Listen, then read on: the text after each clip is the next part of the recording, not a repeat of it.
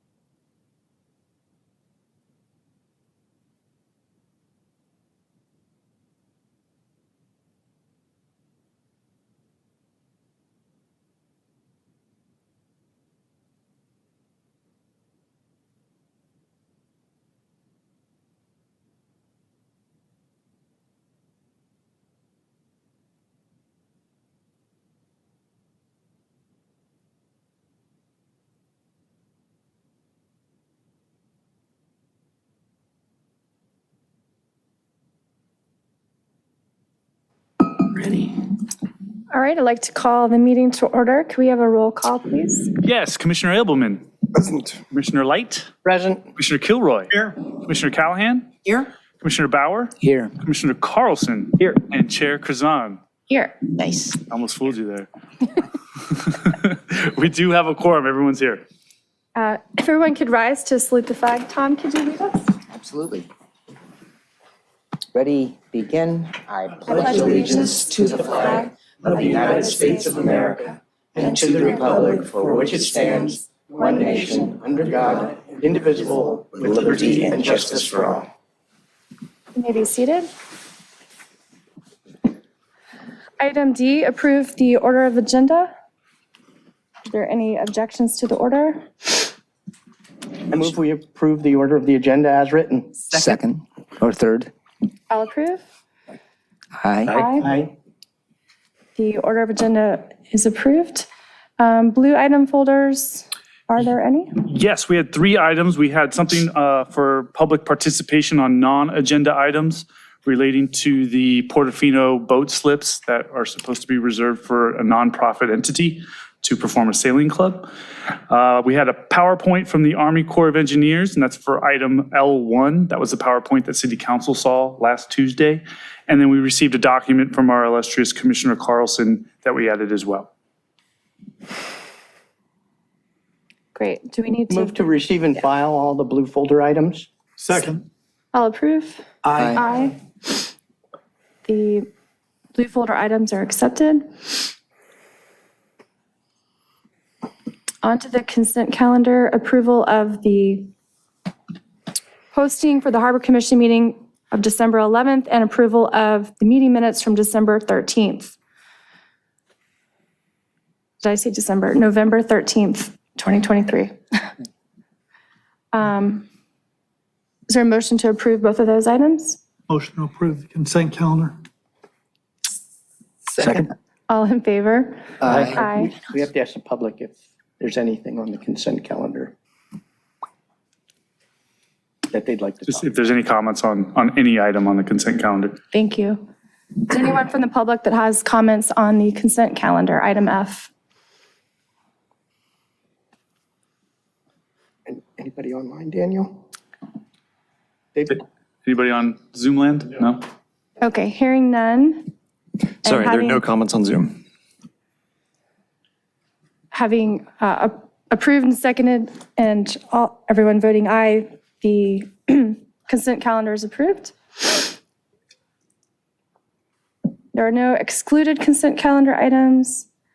I now invite the public to participate on any non-agenda items. I do have one card from Mike Martin. If you want to come forward. Were you going to present the blue folder or do we have to go look it up? No, we sent an email to all of your, Oh, I missed. now it's not all your city issued emails, so you gotta get used to checking those bad boys. No. Thank you. Hi. Hi, Mike Martin, District 1. So I did submit materials as a blue folder item, and I'm not going to read them verbatim. I also submitted a file from like 3 or 4 meetings previously as background for those who have had ample time to forget what's going on here. But it's a pretty simple issue. Back in 2006, when the Portofino development was approved, the Coastal Commission attached strings to it. One of those strings was a provision that was supposed to be included in the Portofino lease and was verbatim included in the Portofino lease that reserved 2 slips for exclusive use by a nonprofit sailing club that needed to be deemed acceptable by the executive director of the Coastal Commission and to promote public sailing. Well, Coastal Commission was never, ever approached on this.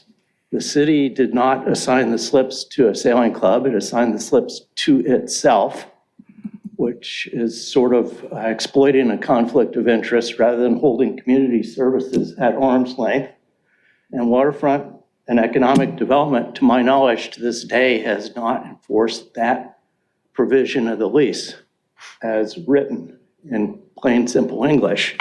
So I'm just trying to keep this alive. At some point, you know, my blood boils when I see examples of bad governance, and this is that. And doubly boiling because you need to be very scrupulous and above board in dealing with the Coastal Commission. You don't just blow off these agreements. You need these people. You need their goodwill.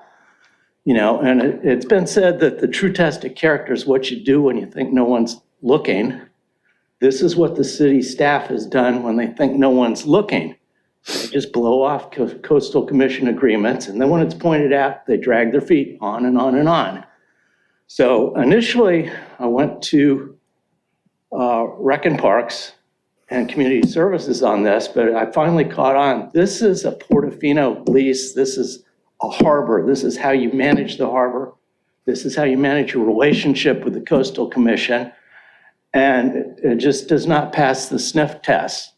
And at every turn, city staff has just dragged their feet on this, prevaricated, blown smoke, mirrors, the whole bit. It's extremely straightforward to enforce that provision of the lease, and it's just not been done.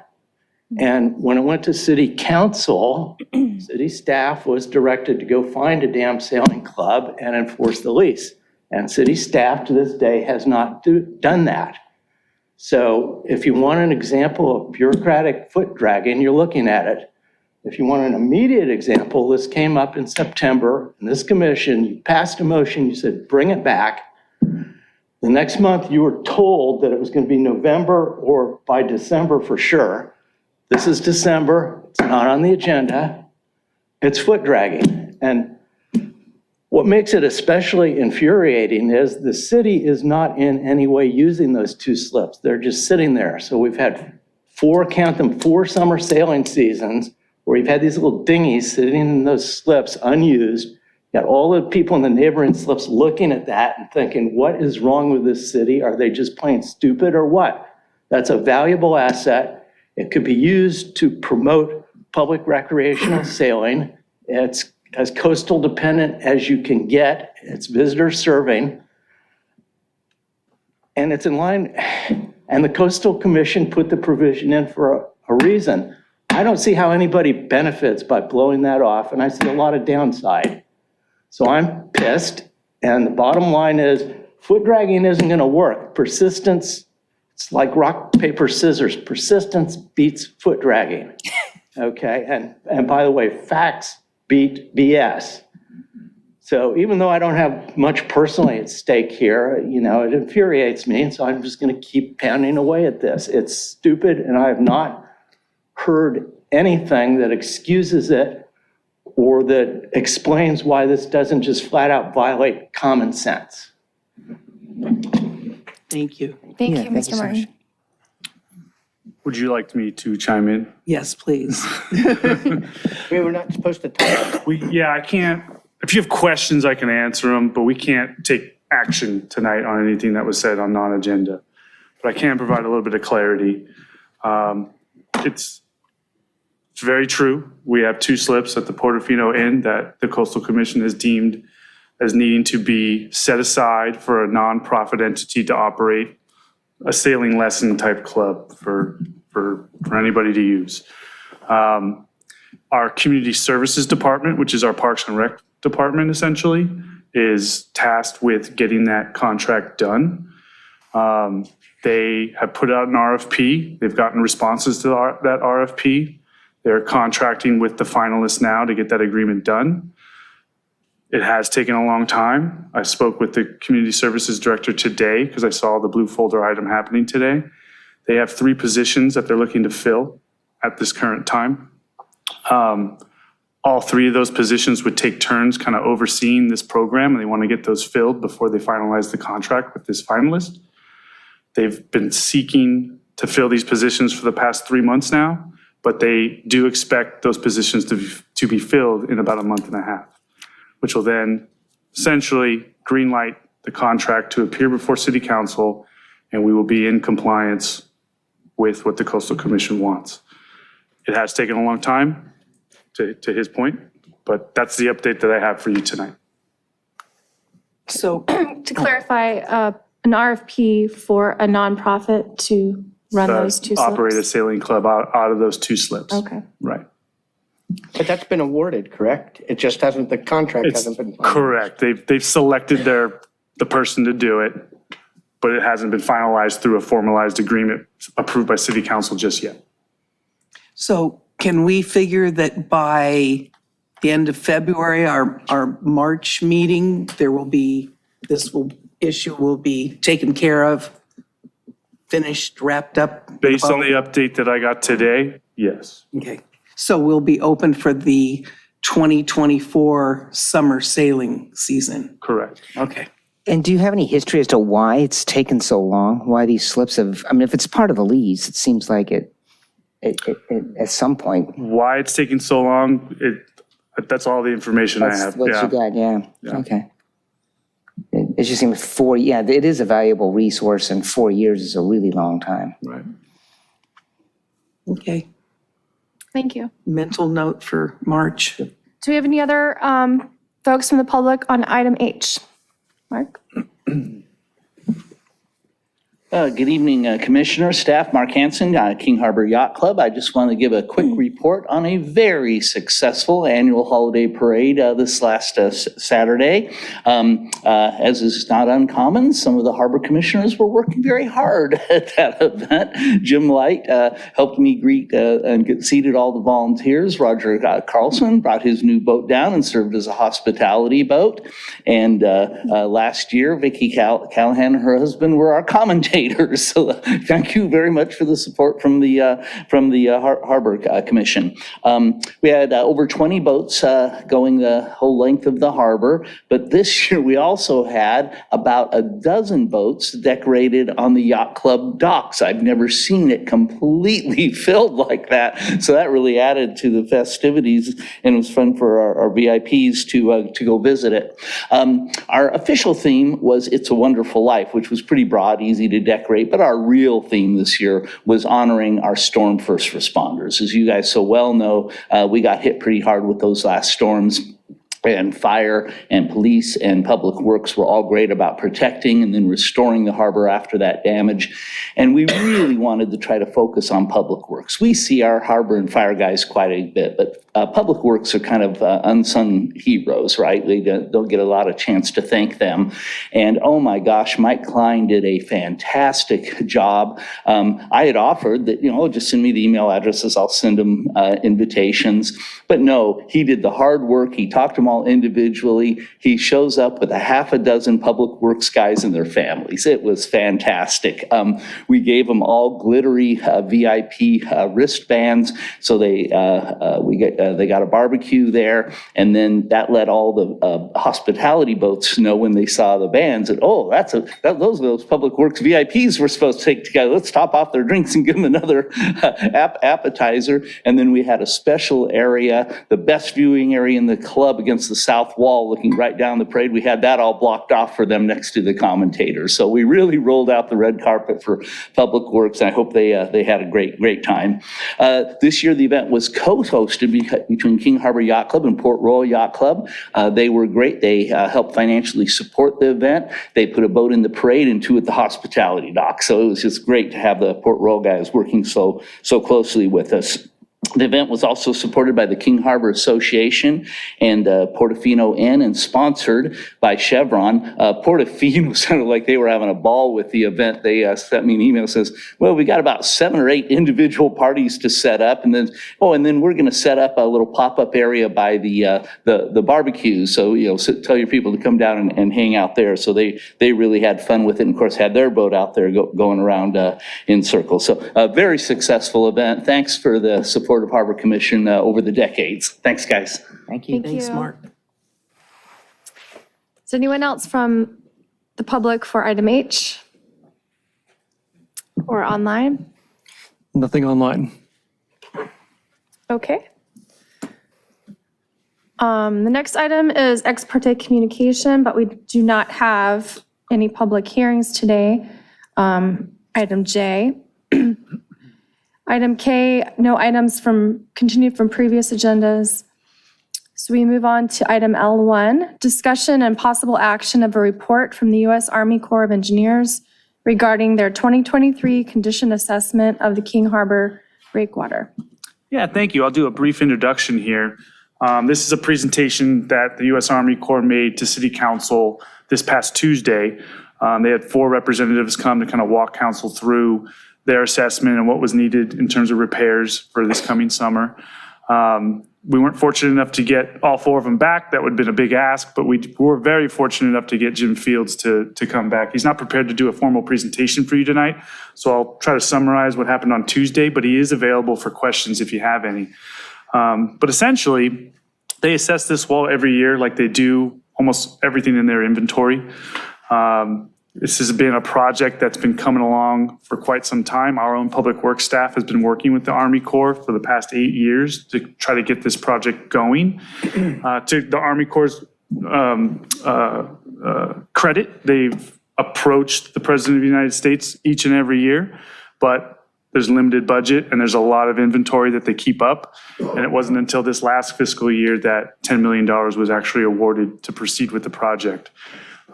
Knowing that this was coming, they did start design efforts, but now because the funding's there, they can finalize said designs and coordinate. The most recent assessment is based on a couple factors. One is structural condition and one is functional condition. Functionality is, it may have been degraded over time because of the elements, but that still functions like it's supposed to, like it was designed to. So it's common to have, potentially a failing grade in structural, but a passing grade in functionality because it's still operating correctly. And to be honest with you, that's the case that we have out there today. We've got certain areas, I think 10 areas along the break wall that have a D grade in terms of structural, but functionality, it's working like it was supposed to. What I learned last Tuesday was in 1992, it received quite a big significant upgrade. It was raised in height and in width, and in the Army Corps' opinion, this is the tallest and widest break wall that they have in their entire inventory in the United States. So coming from it from that perspective, it gives us a little bit of solace knowing that even though it's degraded over time, that it's one, functioning like it should, and it's the largest they have in their inventory. In terms of schedule, they're completing their design now. They hope to get construction going in summer of 2024, and they do expect the project to take about 3 months to complete. There is some components that the city's taking on. As you know, we're doing the dredging project, which was actually very, very timely. We're doing that this January, and that'll actually pave the way so that the sand is removed and they can get their boats and their docks in place for their large equipment so they can get close enough to the wall to do the work. So our work is kind of paving the way for their work in the future. And with that, you guys got the report about 5 weeks ago. I attached it to your agenda so you could take a look at it again today. I'll turn it over to any questions that you have. I'll probably turn to Jim to help me out as best as possible, but take it away. I had a few questions, I guess, to start us off. So do they deal with the ejected stones, ejected rocks, or, Jim, you want to? and they also build the wall up? Yeah, I mean, from what I heard on Tuesday, they take those and they systematically interlock them in place, right? Depends on where they are.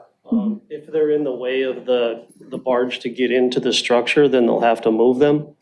Otherwise, the ones that are right adjacent to the structure, they just leave them in place.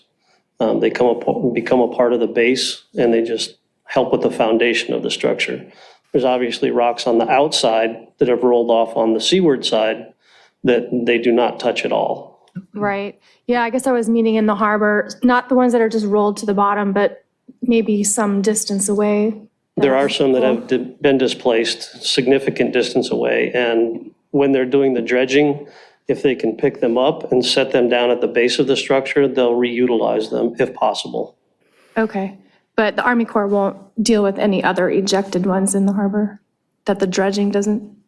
No, we're not intending to do anything with any of them. Thank you. The other question that it was pointed out in that document about like rust on the pedestals of navigation aids, is that something that's outside of the the Army Corps Rustway. work, right? That report was pretty comprehensive, and it pointed out like the navigation aid that's missing, another navigation aid where the bottom was all rusted. Is that something that's part of this effort? Or No, I that's don't think so. something I think it's from just the, California has to do that, right? right, I think it's just the boulders Okay, that's what I that thought. they're dealing with. Thank you. Roger? Sorry, nothing yet. Okay. I had a question. So the city's on the hook for 35%, right? And of the amount, right? Otherwise, we make up a certain amount in cash. Do I have that right? There's a shared expense here in a way. There was a point where the city added on to the wall itself. So we took on some of the fiscal responsibility. I don't know what the percentage breakdown is, Commissioner Bauer, but what I do know is we've shared our costs associated with the dredging, and the U.S. Army Corps has accepted that as our share to the project. Oh, it has. Okay. Yeah. They described it. Yeah, it's in here as a 65, 35. And I was just wondering if that, okay, so that we meet that. Right. Perfect. All right. Thank you. Aside from going blind from trying to read the little teeny tiny print, it was very comprehensive. It was easy to understand, especially going along with the pictures that corresponded. I was here for the 92 raising, and it was a pretty interesting project. Yeah. So are you going to walk through the blue I'm folder not, item, or it's not my, I wouldn't know where to begin. can we at least show it? Sure, sure.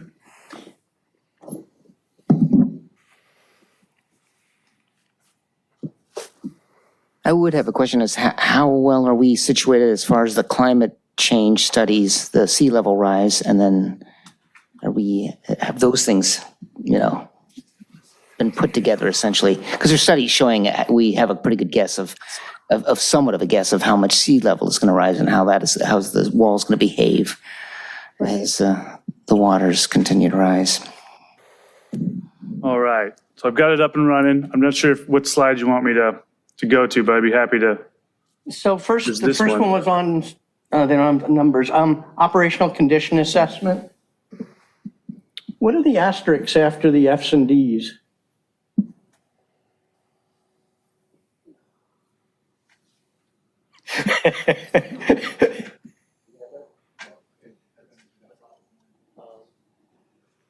I'm not aware of what that asterisk is. So, Just looks like if you get a bad grade, you get a asterisk, except if you're that D on the second last row. yeah, it has to do with how bad is, I guess. Yeah, the quadrant.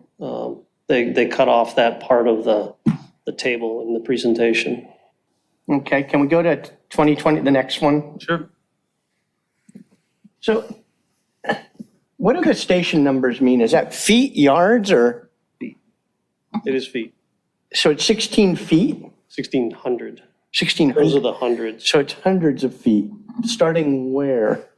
Back at the beginning of the structure, which is back at the end of where they built it. So it's Okay. sort of at the end of that Gaussian wall. And all those red areas are repairs. Do we know what they correlate to from a D? It's hard to correlate the way we got the scores and where they're at on the, Oh, The two tables, or the table. Oh, it's up on the top and the writing that points at each one of the individual sections. Blake Carita is the project manager, so he has pretty much all the details on the project. So, like you see on the first one, that one at 1,600 plus 16 plus 00. yeah. It's a type A repair. And then the rest of them are listed as a B, C, and so on. So the letters behind it are the grades that they got from a DCR or the FCR or the No, I think that's just the way, SCR? or- that's just the way they considered them. It's how much damage is done and there'll be a corresponding cross-section to tell the contractor what type of repair they're looking at. So it's the Whether type of repair, it's not the grading. Right. Okay, so where are the weakest areas right now? The ones that got Fs from a structural? I would assume they're the larger areas that are there to be repaired. I don't know if Blake has. see, it says near breach at 17 plus 25. So that's right, seems to be right, the second red from the left. Yeah, correct. And then I think there's also, you can kind of see, I think, did we include the structure inspection report as well in there? We have that separately. Yeah, there's actual pictures that kind of correspond to each. There's each no station. pictures in what we got from the, oh, yes, there are. Yes, Yeah, there are, there's excuse me. lots of pictures. Yeah, I just had trouble picturing where they're at. Oh, 'cause yeah, so. We so had no so- drawing so, with yeah, the so the station stationing numbers. will correspond to the pictures that they have in there. So I think Chuck and his group did a pretty good job going out there and documenting all these areas. So if it's an F, I mean, we get hit by a big storm, is it gonna fall apart? I mean, that's possible at any time. You live by the ocean. If it gets bad enough, things get displaced. From what we see out there now and what's typical for the area, we don't expect there to be a failure in the structure. What was the grade when we had the storm that damaged the whole inside of the harbor? I'm not aware that they even had that grading system back then. Ah, okay. And that was, excuse me, but that was also a different lower wall.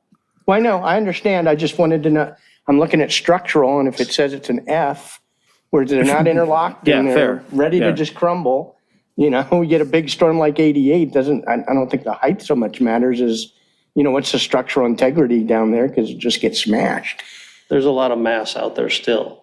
It's not halfway through the structure on any of the sections. And it was halfway through in 88, I don't believe so. I think that Yeah, I don't was, think it it's a was. different condition.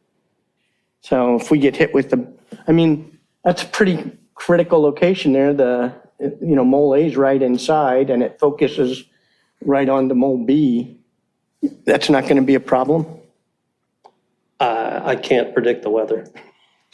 Well, I thought that's what this was looking at because it does get into, I thought it did get into predicted weather for this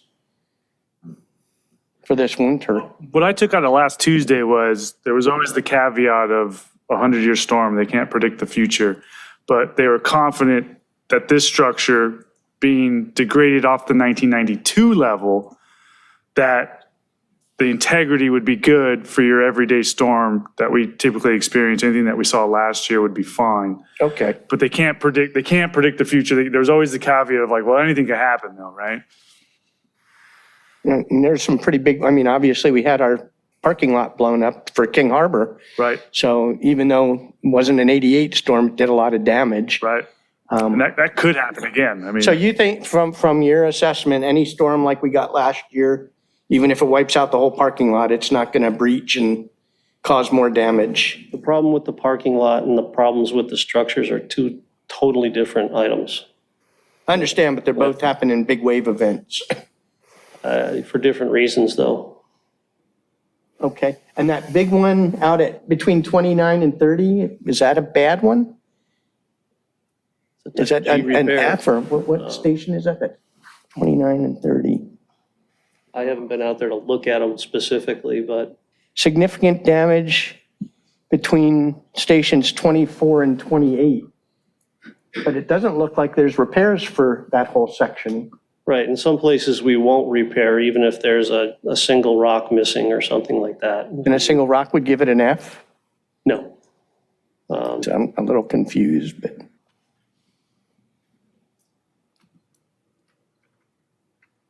Okay, so when you have these major structural areas, how do you restore the functionality, not the functionality, but the integrity? They actually take the structure apart. The crane will remove rocks from the areas that are to be repaired, and then they bring them back and they interlock them. That means they have 3 points of contact between every stone. And then you fill in from the back, or No, they actually work from the you'll bottom be building up. on what's left? Yeah, Okay, and they'll go all the way down to that structure toe? yes. Well, they don't go to the toe of the structure because there isn't damage at the toe of the structure from what we've seen.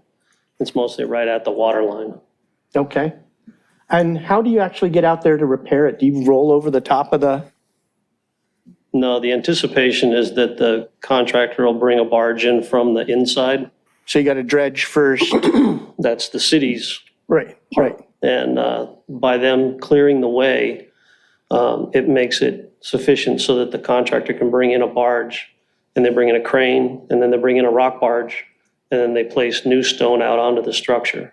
Okay, and if one of the rocks that got shot in isn't lifted out by the dredging company and it's in the way of the barge, because it's too shallow, you guys They can will remove it? Yeah. Okay. Okay, that's all mine. And when are you anticipating doing this? Probably summertime, so it'll probably be July-ish, probably we'll start, and 3 months from there. Do we have concerns about the sea bass during that time? That's the good time of year. And this also is not a juvenile sea bass area. We don't, from the research done there and the other research we've done, I don't know of endangered species in this area at that time. From that far into the, Yeah. yeah, okay. Okay. How is this expected to impact the other operations of the harbor? Boats coming and going, paddle boarders? For those 3 months, I'm sure it'll have a big effect. We'll probably have to have a kickoff meeting to see what those effects are and the timing. With the construction site, and this would be a construction site just on the water, things change week to week, right? So we'll have to have a plan for every week. So it's potentially, do you guys see having to shut down the harbor completely, or is it just areas of the harbor? No, the way they typically work, most of the marine-based contractors will have a crane barge that comes in and that has anchors on it, and the anchors go off on wires. And so there is an area that they try to keep the public out of, paddleboarders, canoers, motorboaters, sailboaters, and a lot of them want to try to come in close and see it. That's why the use of the public entities, so that they can, put out the message to stay away, watch out for the cables, stay away from the barge and the white cans. And it is dangerous work. There's no doubt about that. And we try to keep the public away and safe as possible. Since they're on the inside, it would seem like the mooring field, as an example, would probably have to be closed for an extended period of time. Probably, right? I mean, just an example of what would probably have to be closed. These repairs are all north of the mooring field. These are all even north of the, I call it the bend. There's the corner and the bend in my world. So the mooring field that's open right now is all south of the bend. I guess the bigger question might then be for King Harbor Yacht Club, since the bend is kind of in front of their front door there. It's going to be what it's going to be. I realize it's going to be what it's going to be. It's just a question of communicating that with those entities and stakeholders ahead of time, and whether it will impact boats coming out of The hoist. any of the marina areas, the hoist areas and whatnot. And I'm trying to visualize how far out the exclusion zone is going to be. Sure. Just asking that question out there. When you bring rocks in, will it be from the ocean, from the water side, or at that staging area? Overland or oversea? From the ocean. Okay. Typically, they load the rocks onto a barge and then tow that into the harbor to the crane.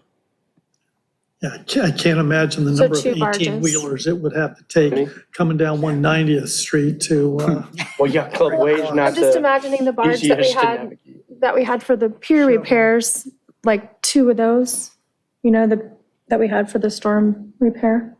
They'll probably only bring 1 barge at a time. Oh, If the typical, We're just talking about like the crane as well. So Right. Two barges, right? Plus a rock. yeah, right. so there aren't very many contractors that can do this work. Conley Pacific is one of them that's local, and they have a quarry on Catalina Island. Yep. And so they probably won't stage a rock barge here. They'll just bring them in as they need them. Okay.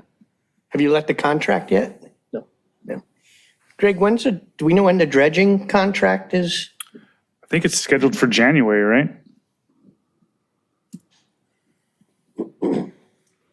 Got Andy Wingy, our city engineer here. Hey, Commissioners, the dredging contract has let and awarded. The contracts are all signed. They've anticipated a February 1st start date last week. February 1st, and what's the duration?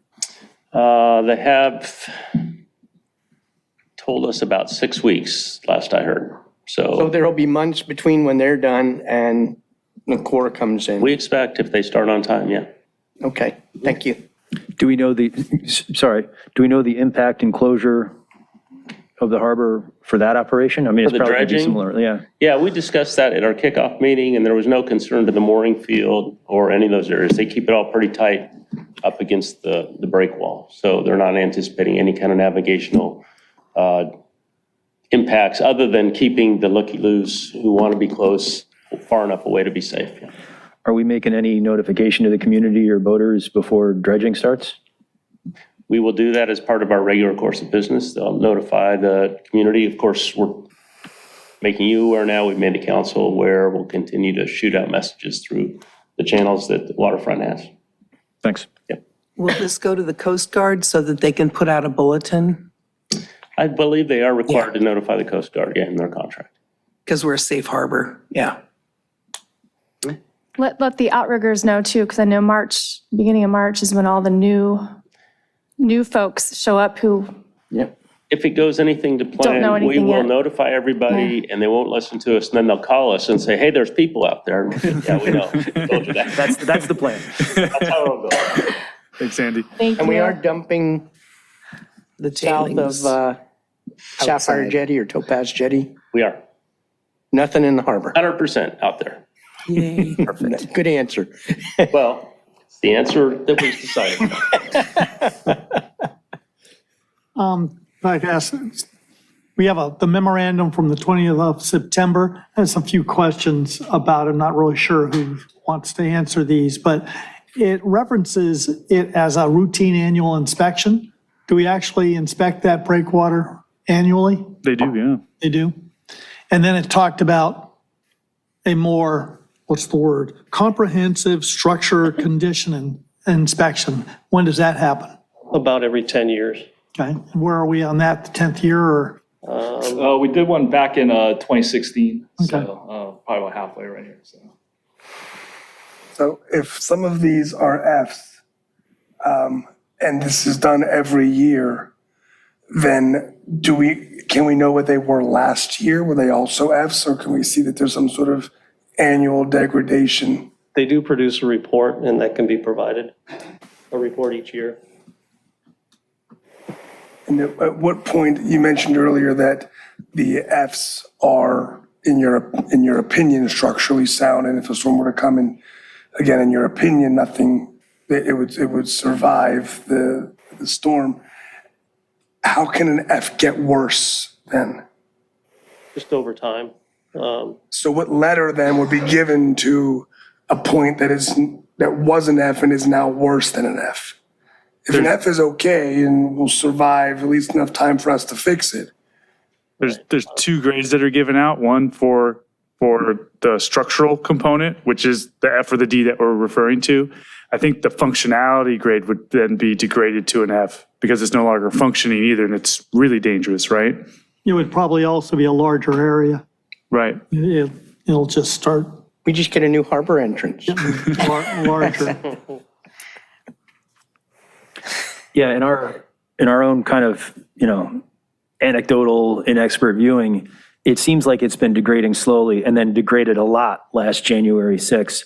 I mean, do you have any memory of previous grades? Would you, agree with that understanding? I don't have any memory of the specific grades, but I mean, we've been watching it, throughout time. I was on the last repair project as the project manager, back in 96, 97. Yeah. And it's just the way they work. It's a rubble mound structure. It's flexible, they consider it, and it moves. I'll say they've been, championing us for quite a while, for many, many years, trying to get funding. And it's just now we've received it. Yeah, I appreciate that. Yeah. Tom, you had asked how well this break wall will accommodate future sea level rise. I found two older documents and I've included them in my blue folder item. There were assessments done after the 1988 storms, and it was really interesting. Vicki, you had said how, carefully they placed the rocks.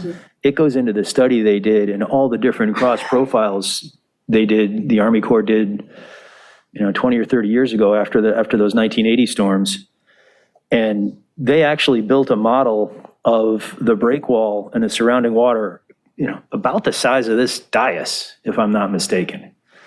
And sent, actually had water there and sent waves into it and tried the different cross sections. It's a couple of really interesting documents. And I was really surprised to see in those that the wave heights you guys were accommodating in those older storms was still pretty reasonable for today. I expected to see stuff that was going to be like a couple feet off, but it was still, large 100-year storms, which may be coming more frequently now, but weren't necessarily bigger and out of scope. So I don't know. There was a lot more detail and coverage and discussion in the city council meeting, and you guys got a lot of questions last week. I think from the mayor saying, "Is there something else we should do this winter? What else can we learn?" And they pointed out, since those 1988 storms, this break wall is higher, and more stuff has been built inside. You've got the splash wall inside, so we ought to be in better shape. I'm concerned about the interior of the basins, which is my blue folder item, which I don't, we'll get to when we get to. And I'm also concerned, as Andrew just said, notifying people. I know they won't listen and they'll call us last minute, but if there's something we can reasonably do to notify people that we're in an unusual situation of going into an El Nino winter with a break wall that's going to get repaired just after that El Nino winter. Maybe it's time to go down and look at that boat you haven't looked at in 6 months and check the mooring lines and the bilge pump. Yeah. So. Yeah, and I appreciate the way you volleyed that, because if you have questions specific to our friends here who are visiting, let's get through it. And then we can kind of get into your PowerPoint if you want, but we can release them because it's mainly city kind of stuff, Yeah, one question I had, we have set limits, set amounts on the dredging. And since we wrote those limits, 4 or 5 years ago, more sand has been pumped into the harbor and more could get pumped in this month. Are we in any danger of exceeding the amount we're allowed to dredge? Good question. I believe last time I was here, that question was asked by Mr. Light, and we did have a kind of a buffer amount that we could dredge. I don't remember if it was 20%, but that's the number that sticks in my head right now. Okay. So the needed dredging was something like 80% of the amount we're allowed. So if we find more, we're able to do the job right up to that limit.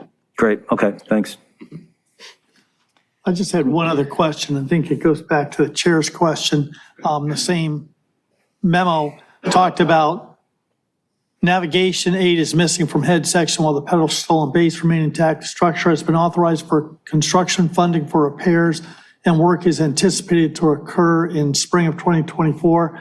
Are they doing the work on this? Is this something we're taking care of? And who's the funding from? And what exactly is this navigation So aid? typically when we do these repairs to the nav aids, we can, in our contract, we kind of just have them build up the concrete base, and then the hardware and the actual light nav aid is actually a US Coast Guard thing. So it's kind of more dependent on their funding, their timing, what they have in their inventory. So this refers to basically the physical structure. The funding for repairs is for the physical structure. Do we know what's going on? That's typically a Coast Guard issue right there. In my previous experiences, it's been You're correct. Do we know what the Coast Guard's doing? you can ask them, but it's their funding's pretty tight too when it comes to these nav aids. In the past they've taken maybe a couple years to replace them. So It's pages 47 and 48 in your packet. Basically both of them on either side. But it's not these guys, so. Yeah. Yeah. Do we have any other questions for the Army Corps of Engineers here? No? No. What's the next action and what will we learn from you guys next? That you have a contractor and a date, or what do you guys do next? I think our next kind of big action is to release the draft environmental assessment for a public review. We're probably looking to do that in the end of January. It's typically like a 30-day public review, and we put the kind of the link up on our core regulatory website, so anyone can view that. And And you inform the city when you put that out, right? yes, we will. I think we have them on the mailing list already. So Greg, can you make sure we see that? Sure. And then after the draft EA goes out, we're looking to just advertise this project probably in late March, early April, and then award in May, and then get rolling on construction in July timeframe. You said there were only a couple of contractors on the West Coast doing this kind of work. Are they usually available in that short a timeframe? Yes, I think, it's good work, and, it's to some of the contractors, it's pretty local. So, I think it'd be pretty appealing. Great. Yeah, I mean, it would be great to have it done, before next winter. So it sounds like, do you think there's anything that puts this at risk of not being done before next winter? In my opinion, probably not. I think, our biggest holdup would be our coordinations with the environmental agencies. But, at this point, we've had our team kind of pre-coordinate with them, and, this is a pretty standard repair, so there's nothing really unusual out there that we think we're going to anticipate to run into any problems out there. So you take care of the coastal commission and everything too? Yes, correct. That's the Coastal Commission, National Marine Fisheries, Fish and Wildlife. They're all in our environmental consultations. Okay. Thank you. Thank you so much. Thank you. Thank you very much. So do you have one more question for Greg? or- Well, I guess my only question had to do, going back to the navigation aid. Oh. They're not doing that. So have we had conversations with the Coast Guard about this? I haven't personally, but I can make sure that if it hasn't started, it will. And if it has started, I can get you an update next time we meet. So which one's missing, the red or the Well, green? I think the report identified two. One, we're missing Oh, the nav aid Right. itself. So the Coast Guard is aware of that one, and Right. we keep getting told we're on their list of repairs. Yeah, and then the other one that was identified is on the other side, on the land side, I think, Right, that had the rust. Yeah, page 52. right. So I'll just make sure Coast Guard's aware of that one. I mean, The one that's over here. maybe if we keep pestering, by the time this thing's constructed, they can coordinate shortly thereafter. Maybe we should take turns holding the red or green light out. Oh, the missing one Take the is first shift. ridiculous. Well, there's 7 of us here. Maybe we just call them once a week. Rotate. There we go. Yeah. What number are we in the queue?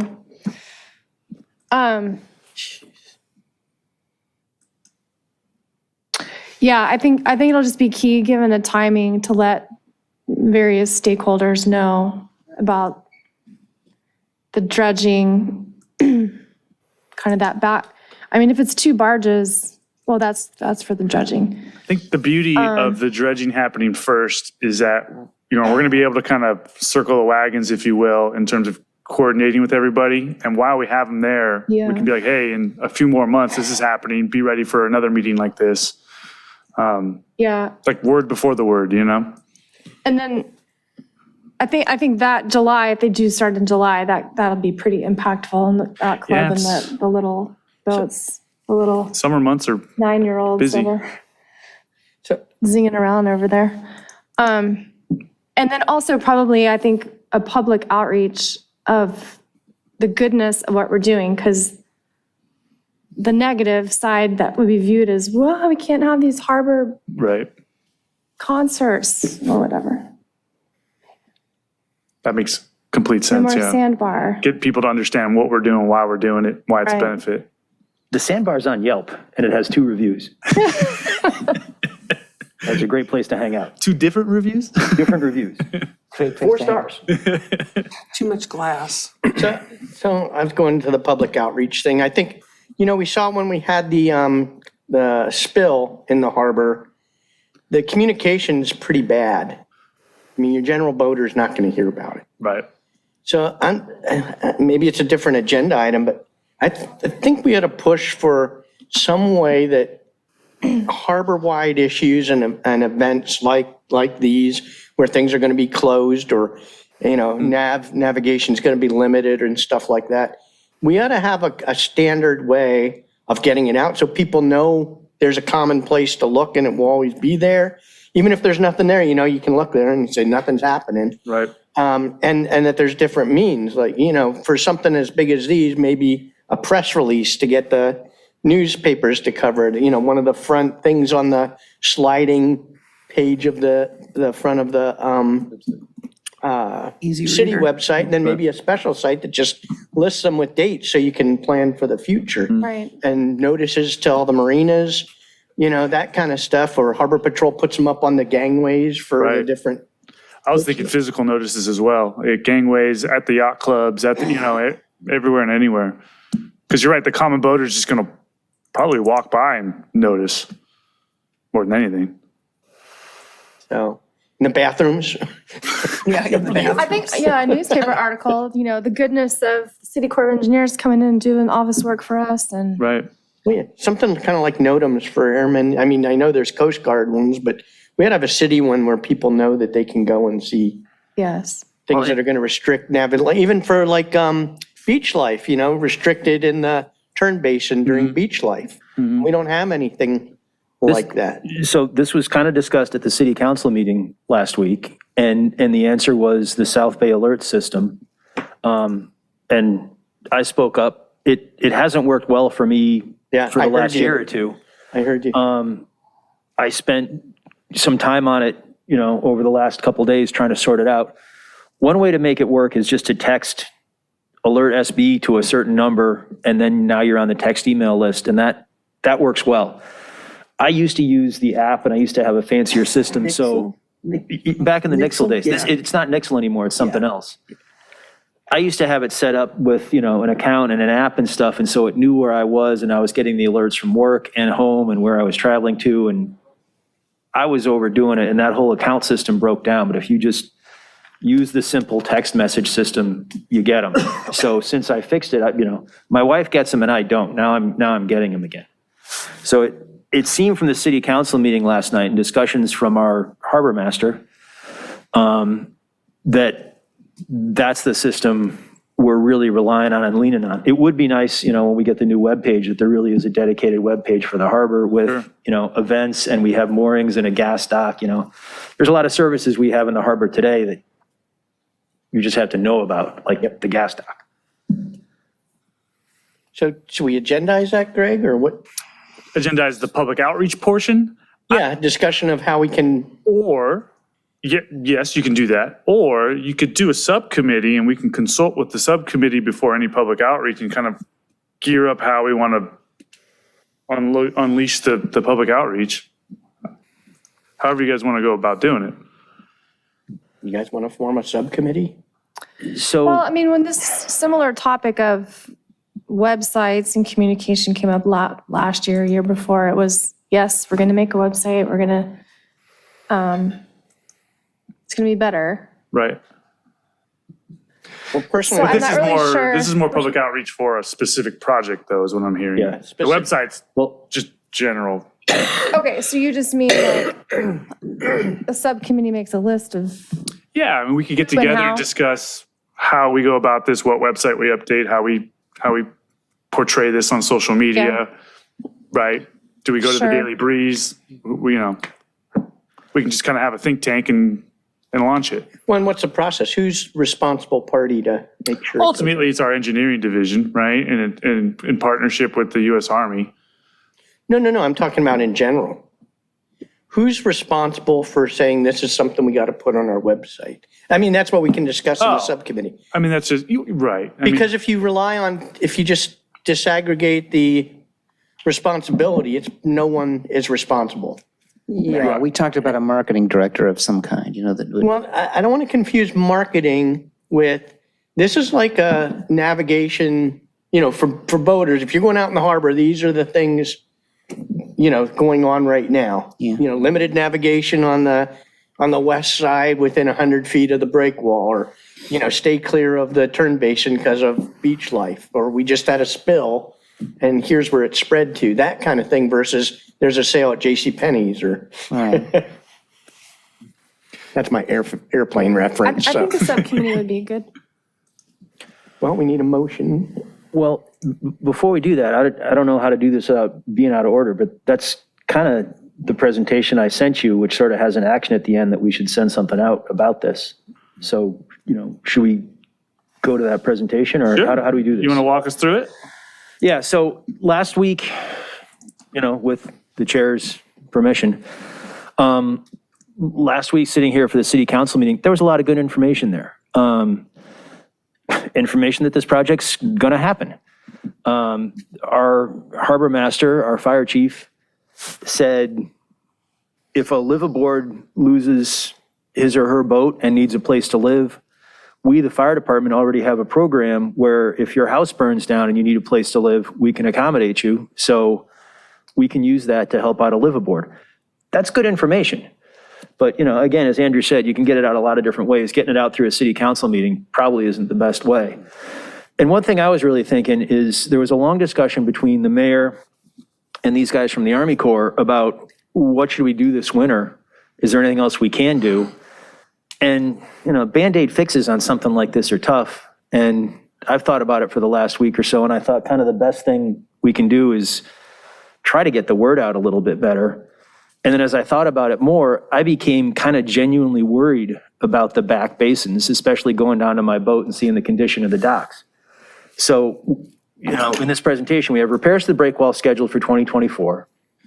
The current condition, we hear, should be adequate for this winter, especially given the improvements since 1988. Since 1988, in that huge storm, the break wall height's been raised, an internal splash wall has been added, so the Portofino and those internal parking lots ought to be pretty well protected. But there's been other decay in the area that hasn't improved, and in fact, it's gotten worse. The Basin 3 seawalls in the South Basin were surveyed in 2019. Other areas are unknown. And, I think it'd be reasonable to make a reasonable effort to advise tenants in that area, the marinas. Hopefully the marinas will send something out to boat owners in the monthly bill or post it in bathrooms or whatever. And you may think at first I was kind of thinking, it's not going to get into the back basins, but the more I thought about it, the more I think it might. So let's go to the next slide, if you could. So this is in King Harbor. The Portofino docks are in great shape. They're cement docks, they're great. The Port Royal docks are older. They'll get upgraded when they get a new lease. The King Harbor Marina docks, I think, are in the worst shape because they got a Trex layer 10 or 20 years ago, and Trex is heavy. So these docks got a lot of weight added to them, and the floats underneath them have been decayed. In some sections, the floats have been supplemented with plastic floats, but in a lot of areas, there's just decaying styrofoam. And then on top of that, you just have, 50-year-old wood and 50-year-old nails getting, waterlogged and breaking down. I don't know when these docks are built. My dock box has a registration sticker from 1980 in it. So I think these docks were built in at least 1980. So you've got docks that are, not in good condition to receive a storm surge. Let's go to the next slide. So the next bunch of screenshots are from an old March of 2019 Harbor Commission meeting. John Moore assessed the concrete structure in the South Basin. Basins 1 and 2, the North and Central basins, the bigger basins were not assessed. The cement Galveston wall was not assessed. And we also learned through this presentation and others that the city is responsible for the concrete wave protection baffles at the entrance to basins 1 and 2. Those are not assessed. So here's a handful of screenshots from John Moore's presentation. Not everybody was here, but to refresh your memory for those of you who were here. Next one. So this is the area. Basin 3 was the only one selected because Yes, it was because this- deemed the worst? No, because this is the marina the city manages. So the city was Right, studying, that's why. the city's probably responsible for the hardscape throughout the marina, Right. but they were particularly studying this because this is the marina the city manages and the city's about to replace these docks. And they wanted to know, what are we bolting these new docks into? And it turns out it's old concrete. So this is the area that was looked at. Next slide. This is what's there. The cement there's a cement cap you walk on and a vertical cement wall, and then a footing down below that. And there used to be sort of a hanging weight that suspended the docks. That hanging weight damaged the vertical wall, and that whole yellow section was kind of undermined. So in 1976, they repaired the wall, injected pressure grout the yellow areas, and added fill to the bottom. And so this is what was there in 1976. Obviously, there's been decay to it. Next slide. Some pictures of, what the structure around the wall looks like. Next slide. They took core samples and looked at how much chloride, how much salt is in the concrete. Almost everywhere except in one very, very deep section, there was enough or enough chloride to break down the structural integrity of the concrete. I think the max level was something like 400, and this all far exceeded it. Next slide. I'm not trying to go into great detail here, but here's one of his conclusions. And these are 3 different sections, 3 different areas that were analyzed. And essentially, John Moore said, these areas are stable for gravity loads only. In a seismic event, you could have liquefaction, you could lose the wall. Well, seismic event is earthquake. You could also have a major storm surge or something that puts a load in there greater than gravity and hurts the concrete in that area, or in the other concrete areas, which are probably of similar age or greater and similar condition. Next slide. So, summary, kind of what I just said. Seawall's very old. The rebar within it may be corroded. The majority of it satisfies stability requirements under gravity, but isolated sections could become unstable during an earthquake.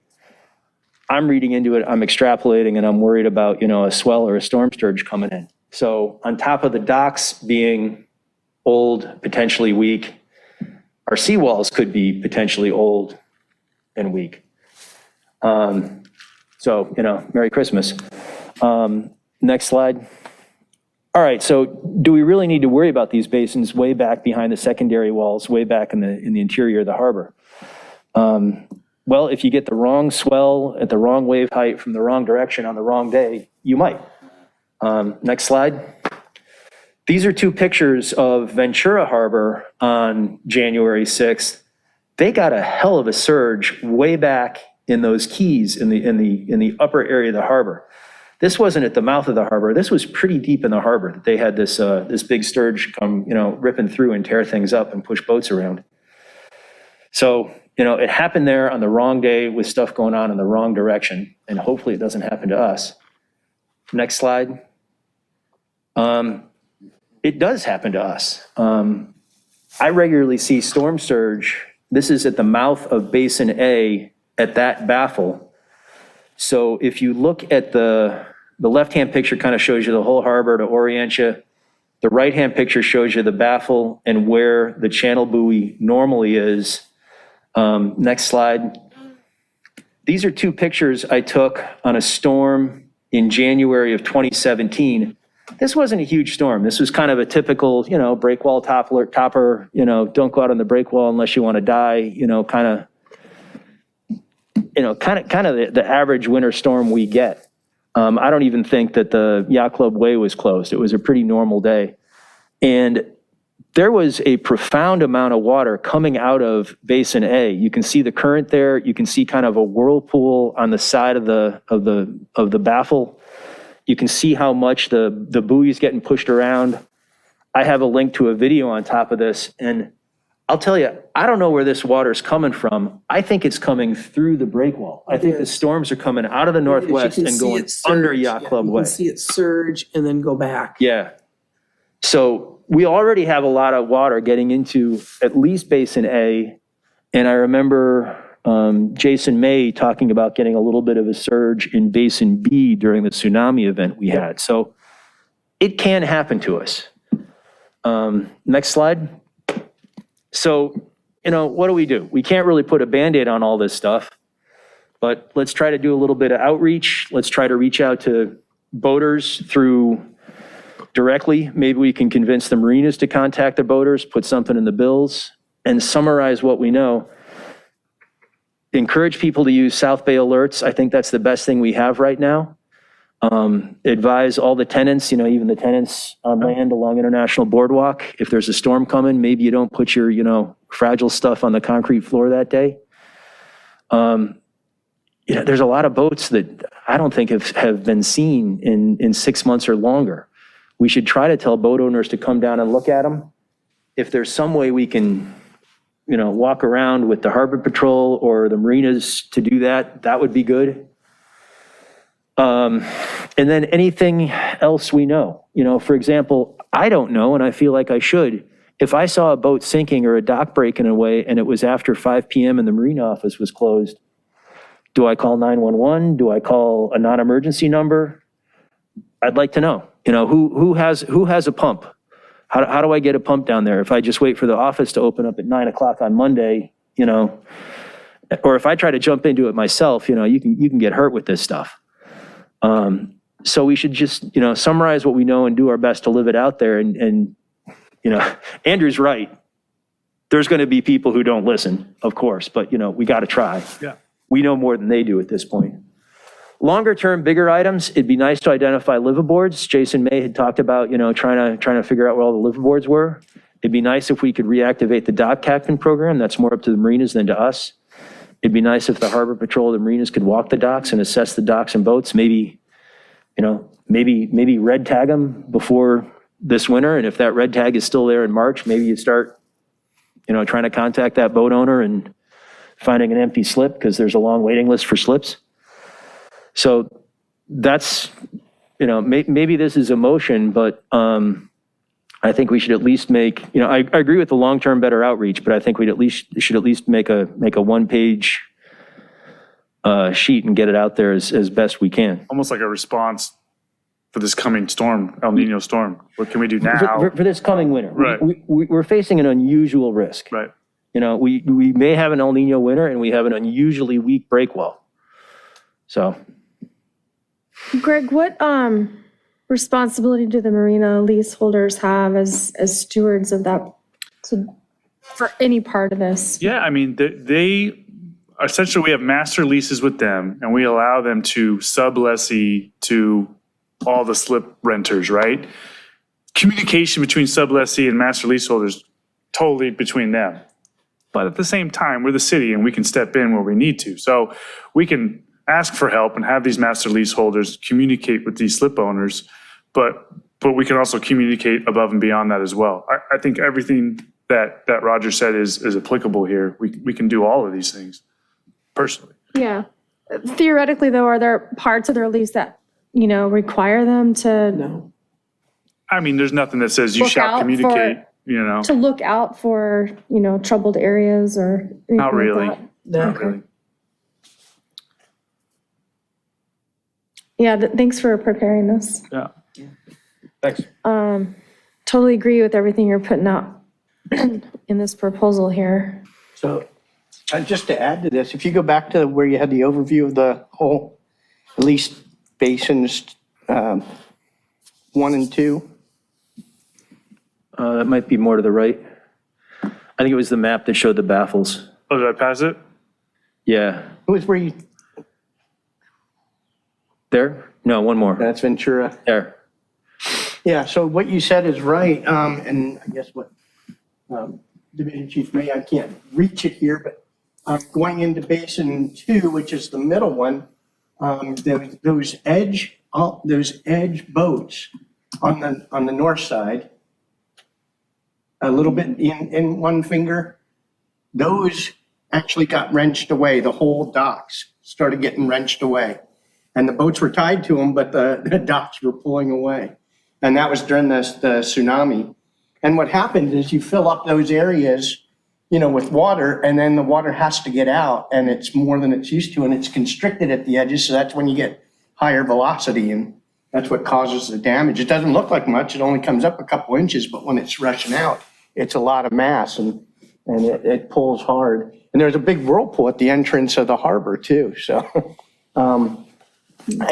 Anyway, I just wanted to add that it's not just where you had it circled there. There's Yeah, others area of the harbor that will see that. I know, we have actually had docks break away in a couple areas at the yacht club too. Yeah. Well, yeah, we had pilings go missing, Yeah. knocked down, so. So I'm all for a subcommittee to kind of put some kind of notification system and maybe expand it a little for, preparing for emergencies. But I don't want to get into marketing for the harbor, just, kind of the I think we keep it just to. focused on Yeah. emergencies or events like dredging where we're blocking navigation and stuff. Right, right. So I'll make a motion to start a subcommittee to talk about ways of communicating harbor issues to that affect boaters. Is there a second? Well, can I make a friendly amendment and say that the subcommittee writes a one-page document for this winter? Like, I'm having trouble hearing you with this. Sorry, that the subcommittee writes a one-page document for this winter, for this event? Yeah. I think that was a part of it, yeah. Yeah. Second, All Well, let's, those- before we go, Yep. let's say who now that, okay, I withdraw my second. because then I'll finish my motion, but I wanted to discuss that amongst us. Sure. Are there 3 volunteers? I think Since you've Roger's got a got a rough passion draft. Roger for should it. head it. He's taking. Anybody else? And did you raise your hand? Well, I will, but Okay. it seemed to be on all, so I don't mind sharing the load with somebody else. I'll do it. I draft all the time. Yeah, let's get the new guy involved. I draft all the time, so no problem. So I'll be the third if nobody else wants it. Okay. I agree. Okay. I'm the least techie person. So person I'll you amend don't my want. motion to include the 3 of us. Second, Okay? All those in favor? Aye. Aye. So do you have that, Greg? I do. We have to do a public, Yeah. Yeah, we should open up the public comment. yeah. Okay, so that subcommittee vote passes. I'd like to open up for public participation on item L1.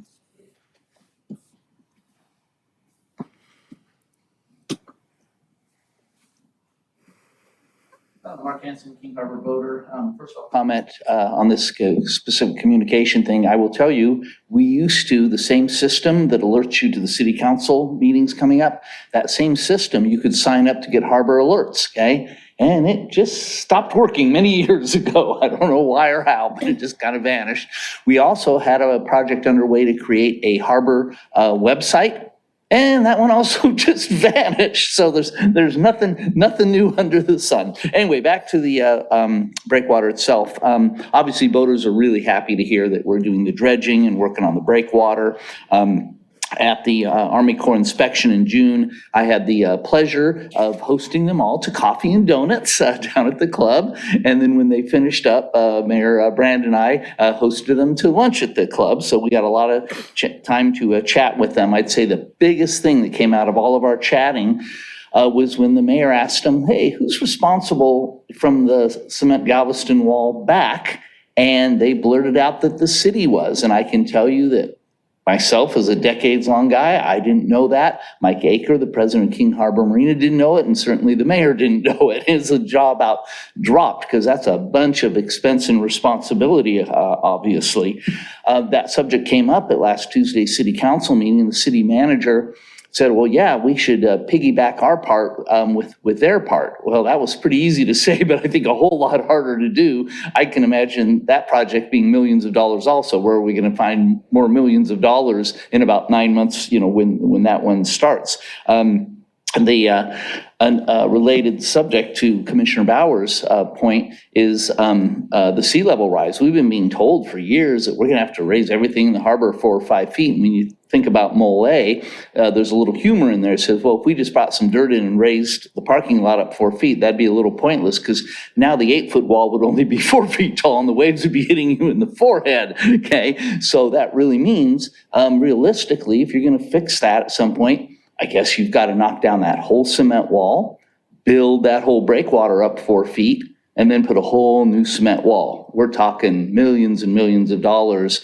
And so this term piggybacking that the city manager says, easy to say, what harder to do. So I might encourage you this evening, for you guys to take some action to look into that and say, hey, what the heck are we going to do with that whole Galveston wall? I will tell you, it was spalling a couple of years ago, and chunks of cement were just falling off in the parking lot, and we all watched them come out with some cement and just kind of aesthetically clean it up, and we kind of laughed. There wasn't much to that. Can I maybe steal 30 seconds from you to talk about one last part? Sure, motion to extend. Second. Approved? Thank you very much. The other thing I wanted to talk about was the south stub of the breakwater. In your last recommendations to the strategic plan, you suggested that south stub be extended. Obviously, we're planning to have a whole bunch of new amenities, $106 million worth of stuff kind of centered that in. So it makes perfect sense to want to protect that more. I can tell you when I was with the Army Corps of Engineer guys in June, and I mentioned all of our amenities, he had no idea we were doing that. So that's something else I think you guys might want to follow up on with the city. Thank you very much. Thank you. Thank you, Mark. Can I comment? Yes. Greg, can you bring well, never mind, we've seen the presentation. Regarding extending the south stub, I agree with that, and I do want to protect the boat ramp. I worry that we create a situation just like Jim Light described, where we close the harbor mouth, and then when water needs to get out, we've got too small an opening. So I worry a little bit about unintended consequences, and I'd want to study it. And I would point, we don't need to show it, but the last page of my presentation, which you should all have in your new city email with your new passwords, the last page of my presentations has some references, including 2 old Army Corps documents. One is a general description of the study they made, and then one is very specific data on the studies they did, how they built this model, they tried like 16 or 17 different cross sections and buildups of rock and threw waves at them. It's really interesting how they studied this. These guys are experts in our harbor, so hopefully they would know better, whether our harbor will fill or drain better with that south wall extension. But in that document, it does specifically say we're responsible for the Galveston wall and the cement baffles. It's in black and white in that document from the 90s. Mike's answer on what we were going to do about those walls and where the responsibility was a little unclear. Did you get any better sense or any follow-up? I didn't get a follow-up from him either. Obviously, that's a big job. So to coordinate, within several months and to come up with the money that, it might take to get it done. I don't know. To Mark Hansen's point, I'm not sure. There was discussion in the city council meeting of should we do it at the same time, and the Army Corps said fixing the Galveston wall is going to be a landside job. It's not going to be part of our barge and quarry rock, so it doesn't have to be linked. It doesn't have to be done at the same time, but it is something to worry about. So, Right. thanks, Mark. Come forward. Commission and city staff, Lee Collar. I'm a King Harbor tenant, District 3, and also staff comment on King Harbor Yacht Club. Just a couple of things I want to suggest. Great that we're building up fixing the break wall. One concern I have with the timing is if we start this in July, we have a couple big events that come up in July. We have a couple of big races, which use up most of our docks. And we did talk with the Army Corps at the city council last week and said, we have to move some of those docks when you're building it. Yeah, probably some of them. And so if possible, I would hope that we would be able to schedule this. So for example, we have the Santa Barbara King Harbor race, which fills up our docks with boats on a Friday night, Saturday morning, depending upon the weather. And would hate to have to try and work around building up the break wall right there at that time. So just I would ask that you coordinate with the yacht club, and if we can do it without actually impacting the schedule, coordinate it so that, okay, maybe at the end of July, we're working at the southern end of the break wall rather than the northern end. Does it have to be then, or can, The races are set, yeah. there's no way to move a race? No. Not at this point, no. There's no way.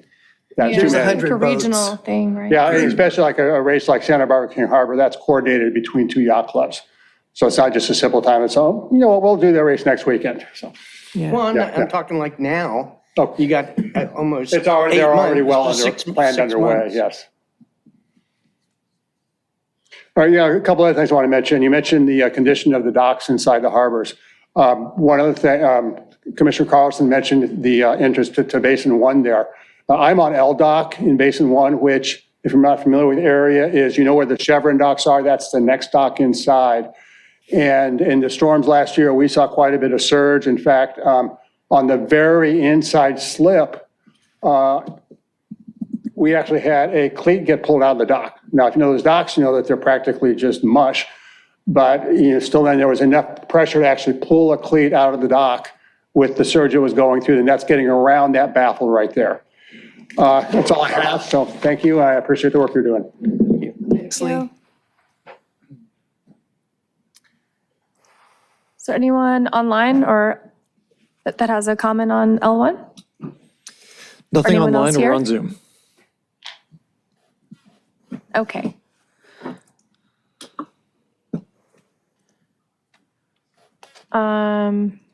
So I think do we need a motion to receive and file the Army Corps of Engineers report? I think that would be best. Do I have a motion? So moved. Second. All approved? Aye. Aye. Receive and file carries. Is there anything else on L1 we want to discuss? Okay. M, items from staff, director's report. Yeah, thank you, everybody. Couple updates for you. At the last council meeting, which was on the 5th of December, City Council renewed the Redondo Beach Travel and Tourism Group to a 10-year extension. That actually coincides with the previous 10-year extension that they gave to the management district, the Redondo Beach Tourism Management District. The Travel and Tourism Group manages that district, so we extended the district 10 years. It made sense to extend the group that manages that district another 10 years. So that's going. Public Works is still repainting the 9 sail structures that are out on the pier. They continue to make headway. No delays there. They do plan to be done by the new year. Seaside Lagoon continues to progress. We did a workshop on December 6th, fairly well attended. Next steps are going to be going back to the subcommittee, talking about what we can improve upon before we go back out to the public again. And then, as you know, we've got the RFP for the public boat launch that's out being advertised right now. We do have some interested firms. One was asking questions on a daily basis. You could tell that they were feeling a little constrained on time. And we were worried that we weren't going to get more than one submittal. So we extended it from a December 7th deadline to a January 4th deadline. And when we extended that, number one, the group that was hard at work to get a submittal in was a little bit relieved and committed to submitting one by January 4th. But two, we got feedback from 2 other engineering firms that said that they either didn't know about it for one reason or another, or the additional time was enough for them to say, yes, I'm going to commit to this. So we're pretty ecstatic that we've got 3 commitments, verbal at least. And then we know that we've got a couple other pings from other engineering firms as well that have asked some follow-up questions, but haven't verbalized anything to us. So we're hopeful that that new extended deadline will result in a pretty good submittal rate that our review team will be able to take a look at. Let's see, starting on November 27th, this is a project that I let you guys know at the last meeting, but we started to reinforce the pier in preparations for the upcoming storm. There was one piling that was going in right next door to Tony's, and they were actually drilling a hole through the pier and bringing that piling all the way down. And there were 2 pilings going through the Redondo Beach coffee shop right there, going through their roof, through their floor, down into the water. That's happening right now. So they do expect that to be done by next week, which is kind of a crazy project when you think about it. It was quite expensive. It was over $500,000 to get this done. City Council looked at it as an emergency. It wasn't that the pier was set to fall down or anything, but there was enough damage that if another piling was damaged, they were worried. So we said, let's shore this thing up. That concludes my updates. Our topics for the next meeting.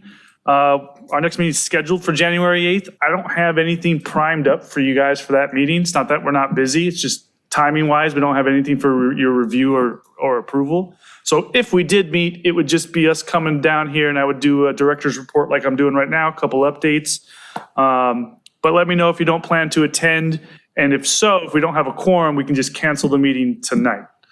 Would that be the meeting for the police and fire to update?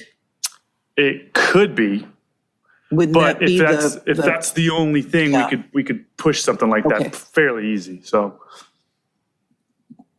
So just a show of hands, if you plan to be in attendance, we'll take a tally. If we've got 4 people that won't be here, we can cancel here and now and decide not to meet until the February date. I'll be here. I'll be here. Would there be any need to talk about dredging at that point? I mean, that's when it's planned to start, right? February 1st. February 1st? Just an update?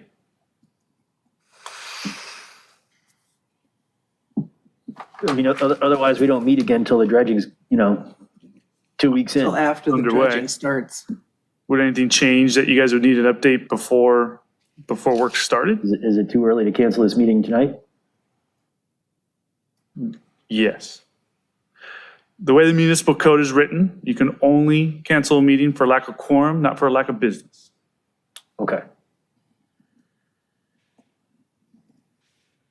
I mean, so we don't, I feel like we don't fully know the business for the next meeting yet until we learn a little bit more about dredging and if there's any action for the commission to take on dredging in January. If we don't cancel it tonight, we're committing to a January 8th meeting. Copy. Unless after you have agendized, 2 days before the meeting, if members sit there and tell you they're not going to be there, Correct. and you know you're not going to have a quorum, Then we can cancel it. then you can cancel it. Correct. How much advance notice do you need? With the timing of January 8th and the closure of City Hall, December 21st. Why don't we just can't, it's not a critical item. I will be out of town Just cancel. potentially. Okay. What's the item, Greg? Nothing. Director's report. Director's report. I move we just skip it. We You can't do that. You can't do that. You've got to just sit there and put your hand up and say, I'm going to be out of town. That's all you got to do. I think we can. Tell the world that. You There's just no said you agenda can't. item. You just said you can't. We can't? No. The code doesn't. Okay, permit it. I will potentially be out of town. Okay. Yeah. So now we got 2. That's I'm true of busy that myself day. as well. I'll be in town, but I'm busy. And Tom just said he's potentially out of town. Okay. So we will cancel the meeting for a lack of quorum and we will come back in February. Yeah. Okay. Sounds good. Dredging should be done. Sounds good. We can all meet Bring us there. all a rock. Yeah. I will reach out to the new subcommittee before the year's end, before the City Hall closure, so we can kind of get on this. Yeah, I would like a rock. Yeah, I'll take a cut at a draft of that Okay. soon because, if a storm comes next week, I'd feel stupid. I feel like we're in the storm season now, right? Yeah. Yeah. You all do realize that when they bring the barges of rocks for the dredging, not for the dredging, for the buildup of the break wall, that we will get a huge influx of sea lions. They hitch a ride on the barge. Really? That's awesome. Sounds fun. Thanks for your report. Thank you. Yeah. Okay, moving on to item N, commission items and referrals to staff. Nope, just, for me, just the March update on the Portofino slips. For me, an update on our harbor website. Well, there's a website effort going on, right, around the launch of a A citywide one. Yeah. citywide, but we have a section of that, right? We have as a department, we do. Yeah. Yeah, okay. I mean, I thought that was going to be a spot for all the, for a lot of stuff. I mean, even potentially a place where people could go to see what upcoming, work is going to be done on the harbor, as well as kind of putting out the good word about all the stuff that's now currently being done, right? Correct. It's a website that staff manages that we try to put big important projects on there, like the amenities plan, like the RFP for the boat launch, like Seaside Lagoon revitalization efforts, any news about a boat parade or an event that's going on that we know about. We try to keep it as up to date as we can, right? But the rollout for that new website, Dave, can you remind me when Sure. we're going live on that thing? Thanks, Greg. I was looking for a way to jump in on this real quick, but yes, the original timeline the city clerk's office reported to me, city manager's office, was December 1st. We did have to push that back just a little bit to make sure it looks nice and it's fully functional. But I have seen the draft version of the website. It looks very nice. It doesn't look like it was, created in 1992 or 2002 like our current website does.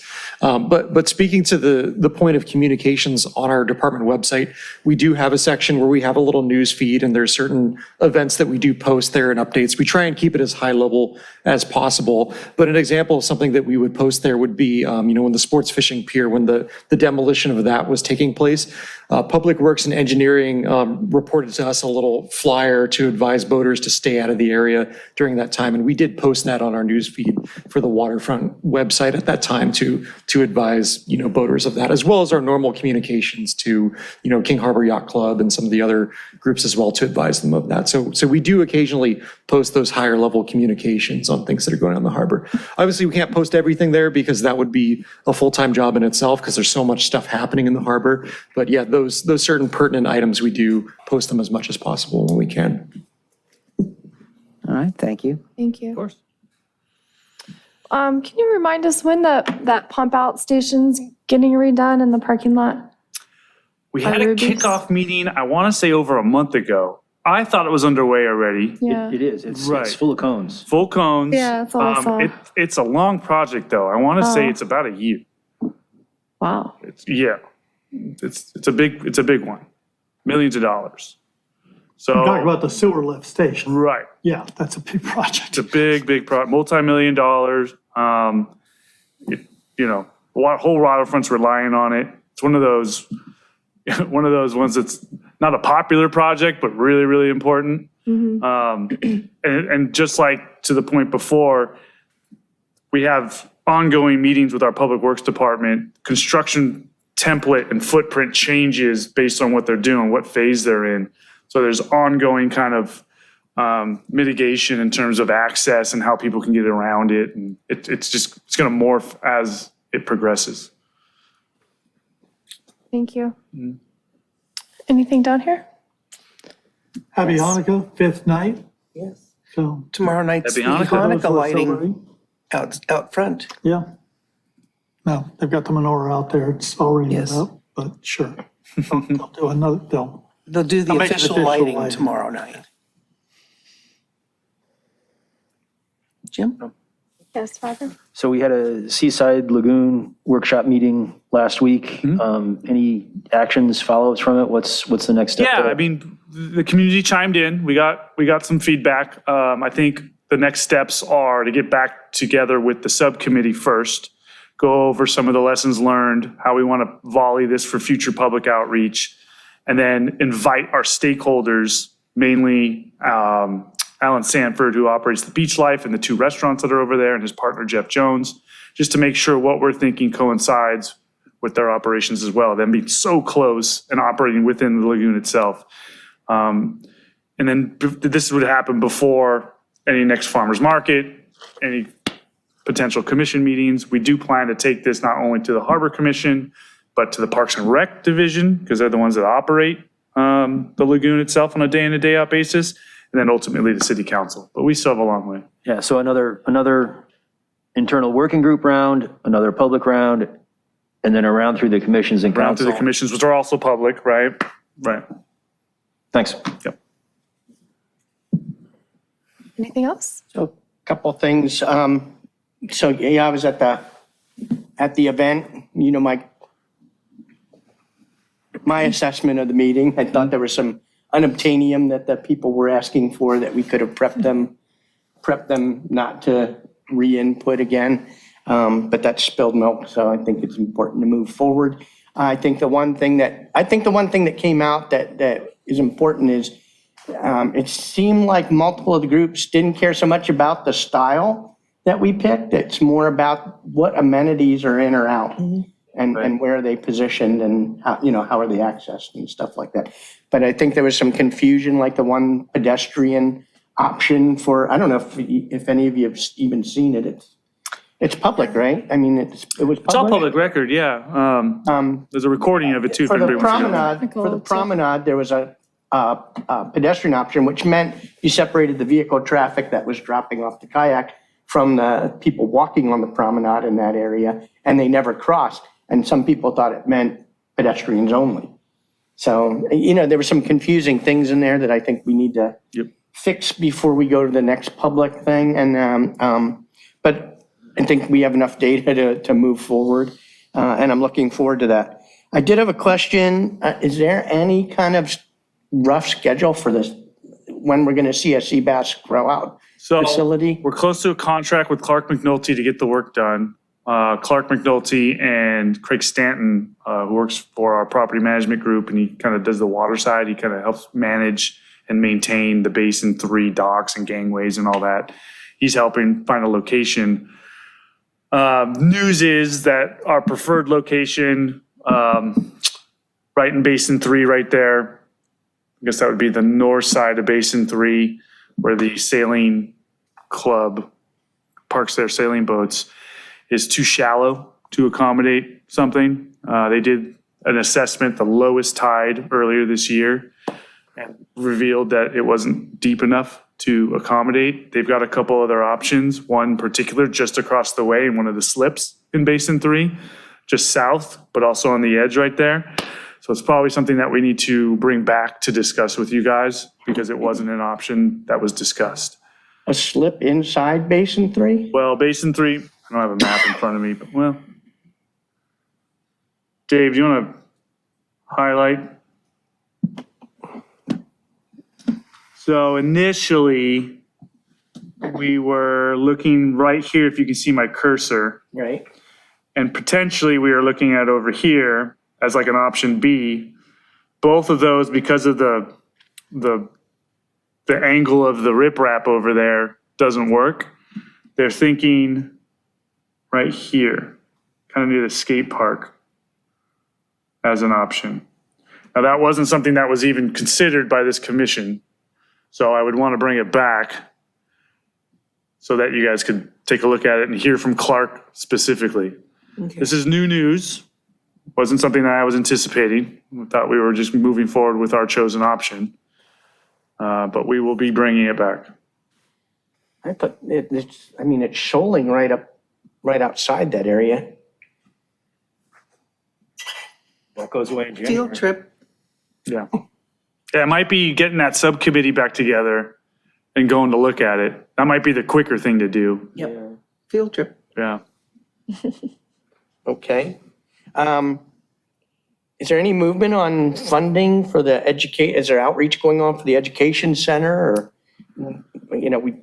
we saw the grandiose plan, the drawing concept months and months ago. And it just, people are asking, people want to now move stuff into that site.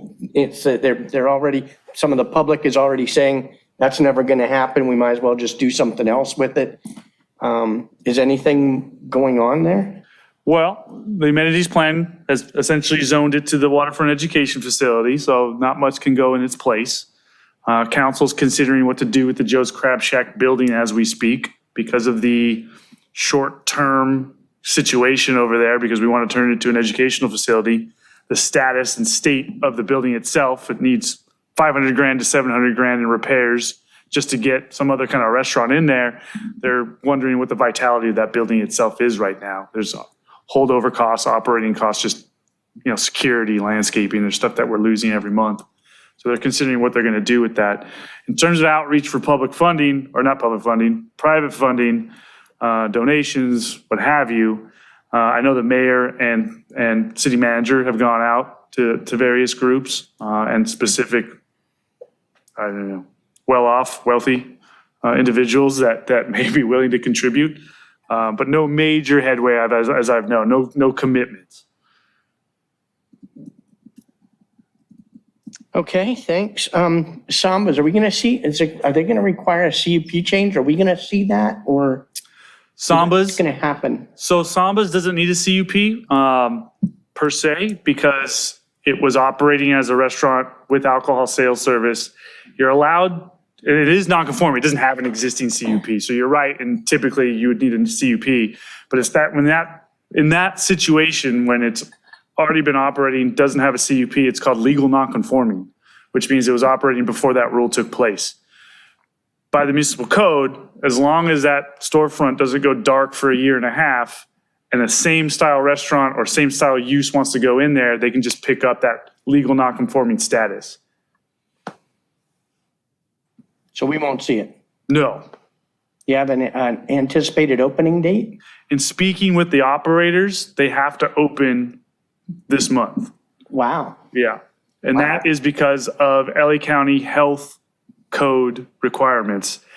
Just like our non-conforming has like a year and a half time frame, theirs is, I think, 120 days. I forget what it is, but when a restaurant goes out of business and 120 days goes by, on that 121st day, whatever restaurant goes in its place has to upgrade the kitchen to current standards, which in that sense, you could imagine, even though that building's in good shape, it's probably our best inventory, would be thousands and thousands of dollars of upgrades.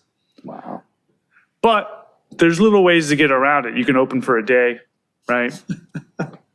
Close up for a week, open for a day. I don't want to hear anything. Yeah. Yeah, we don't want to hear that. I don't know what they're gonna do, but yeah, yeah. Any movement on the old Brixton, whatever that was, the underground bar that, months ago we approved them mashing it together into one? Oh, Project Barley?